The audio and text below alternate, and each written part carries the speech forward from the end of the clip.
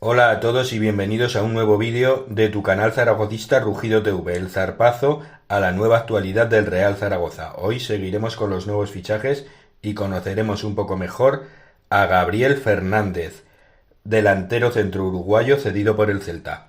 ¡Comenzamos! Bueno, estaba con mi abuelo en la vereda de casa.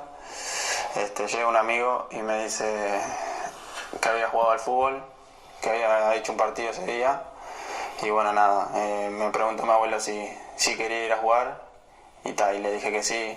Y bueno, dice que cuando entré a la cancha no paraba de correr y nada, desde ahí creo que no paré. Bueno, después hice todo el baby fútbol, hice en Bellavista, pasé por Defensor, después estuve en Cerro Largo, que fue que debuté en primera división ahí en Uruguay. Me tocó Racing después, y bueno, luego llegó Peñarol, que bueno, que ahí fue donde exploté, digamos.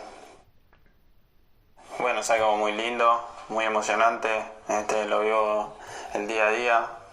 La verdad que es algo que creo que va a ser difícil a la hora que me toque dejarlo, porque se comparte muchas cosas. Bueno, al entrar en un vestuario, los compañeros, es algo muy lindo. El festejar un gol, el abrazo, es algo emocionante. Para mí, yo creo que es todo hoy en día. Bueno, eso vino desde el Babi. Me acuerdo que me tocó entrar a jugar y nada, como que los pechaba, los pasaba todo por arriba, corpulencia, digamos, eran más grandes de la categoría. Y nada, el técnico ahí me puso Toro y quedó Toro, y hasta el día de hoy no, sigue siendo Toro. Eso fue algo muy, muy bonito. La verdad que cuando llegué a Peñarol, los primeros 6 meses, bueno, no fue tan fácil. Y bueno, creo que después de los 6 meses hice un clic y me fue todo estupendamente bien. Y la verdad que nada, fue algo muy, muy lindo, la verdad. Salí campeón uruguayo. Bueno, me tocó salir goleador de un campeonato. La verdad que nada, contentísimo como me fue ahí. No, en lo personal soy tranquilo, me gusta estar en casa, no soy de salir tanto. Paso todo el día, bueno, en casa con mi señora, bueno, la perrita que tenemos, pero no, soy muy, muy tranquilo, la verdad que soy muy tranquilo.